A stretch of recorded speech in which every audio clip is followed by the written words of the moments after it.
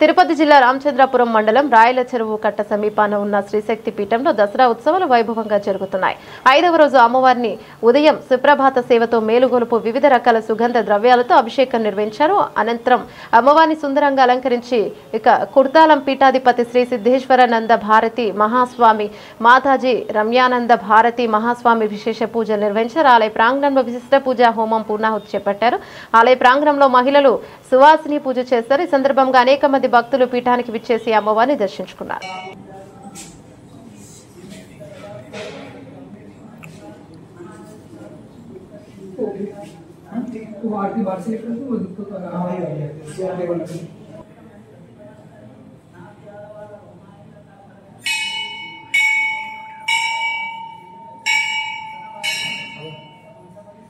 iPhone 15 order 0 कड़क वहीं रखे ना